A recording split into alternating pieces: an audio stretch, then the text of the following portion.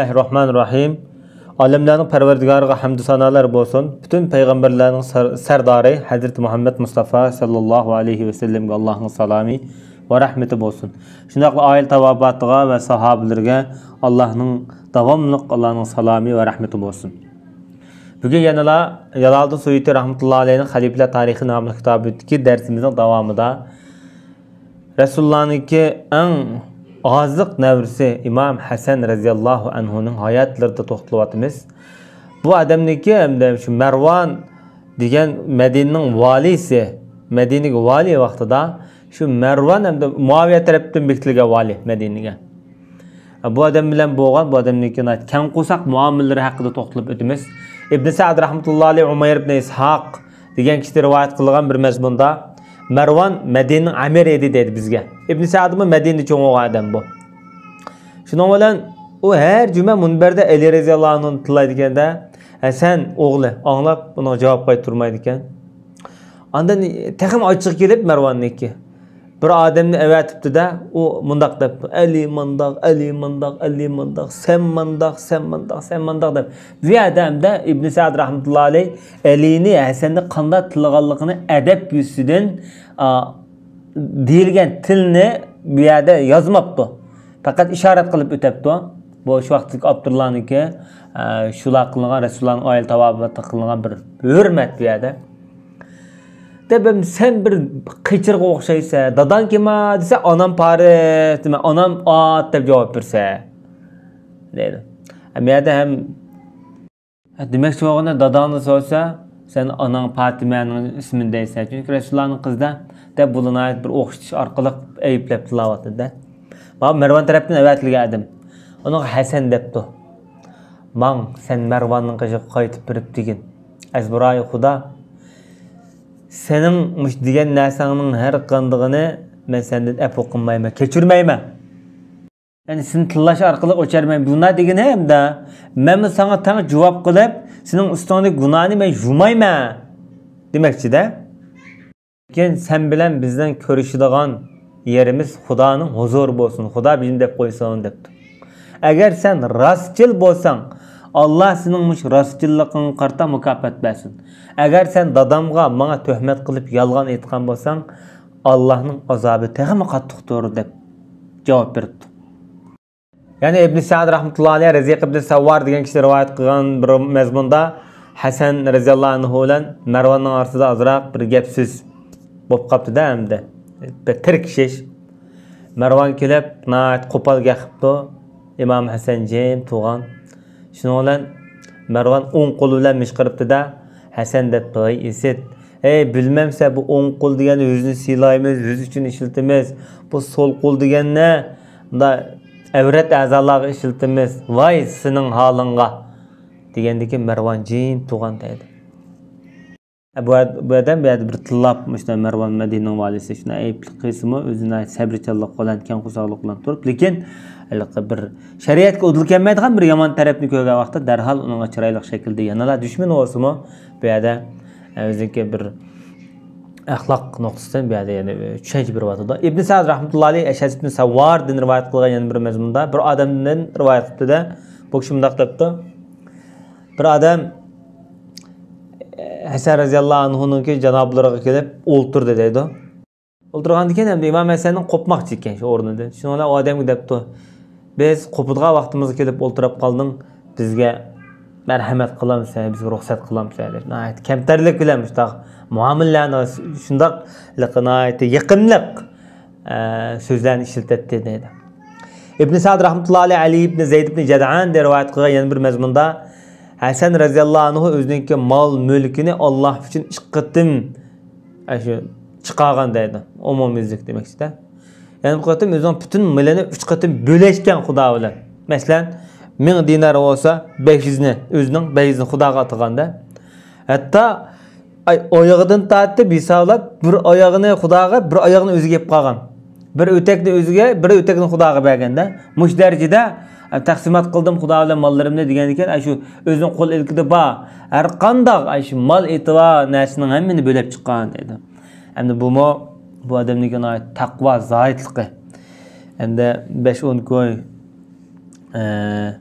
yoki 100 tanga pulni berib qo'yish u bir yaxshi ish, lekin normal ish bo'lsa, lekin butun mol mulkini ham Alloh yo'lida Alloh bilan so'dlashib bermak, uningga imoniy jur'at, imoniy quvvat ketgan masala.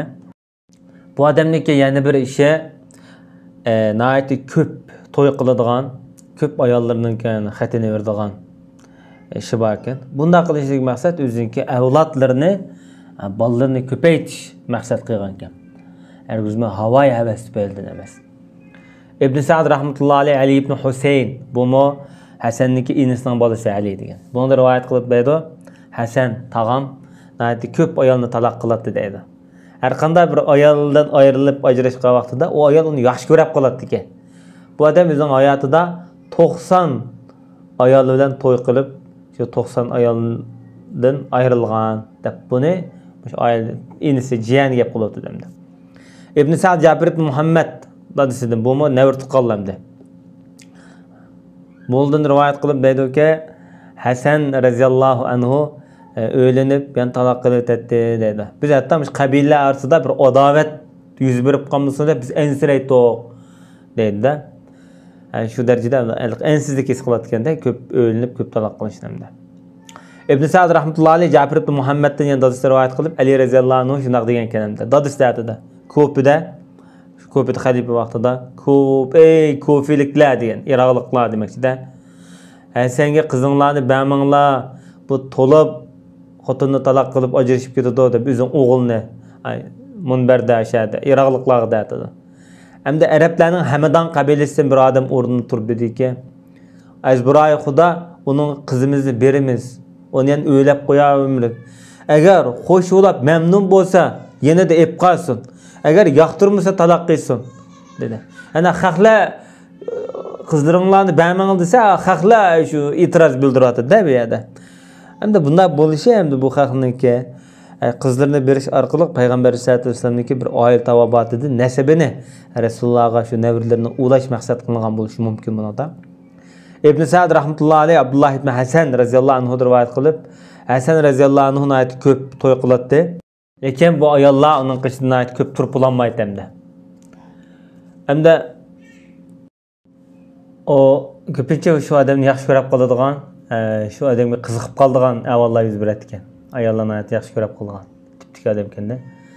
Ibn Sakir Jo'yaribdan Asma degan kishi rivoyat qilgan bir mazmunda Hasan radhiyallohu anhu o'lib ketgan vaqtida Marwan jinozasi yig'lab Madinada o'lib ketgan bu odam. Husayn debdi inisi. Nima yig'laysa, sen uning qilgan barchilik aziyat shu bütün qo'lingdan kelishicha sen unga bir yomonlik qilib, zulm qilib bo'lding degan Marwan javoban bunday qildi. Marwan endi Madinaning shu vaqtdagi amiri. Men ayta qildim to'g'ri. Lekin ma'u taqdimni noyat kang qo'saq birsiga qildim degan. Taqdimni kang qo'saq deb sifatlaganda yig'lab turib endi.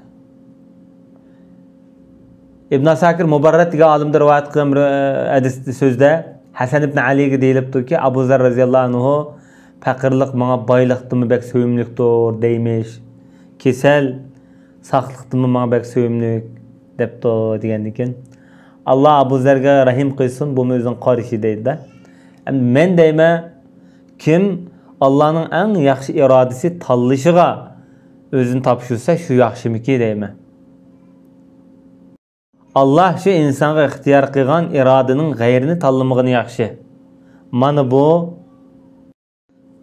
taqdirdan mamnun bo'lishning chegarasimi shu deb shunday javob bergan. Bu naqadar aqlonli javob.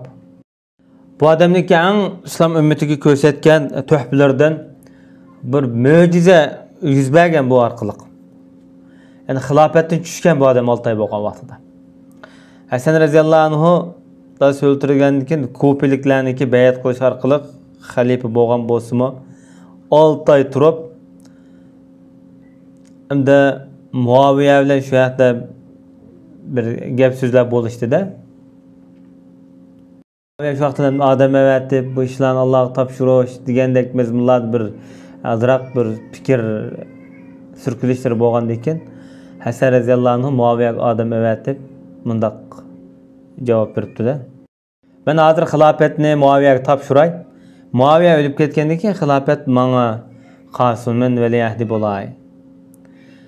Shundaqlamış Iroqda, Arab yarim orlida, Madinada dadam davrida bo'lgan har qanday ishni shu deptani shu vaqtda yep etishimiz kerak. Muaviye tarafdan ayni vaqtda urush qilganlar, Muaviye tarafdan odam o'ltirganlar var masalan, shu urushda Ali roziyallohu anhuning oqsida turib, shu ishlarniki daftarni ham yep etish kerak. Anda yana birisi shu davlatniki nurg'un qarzlari var meniki davlatdan ish tutgan vaqtimda. Şu qarzlarning hammasini cho'qim shu ko'tarish kerak.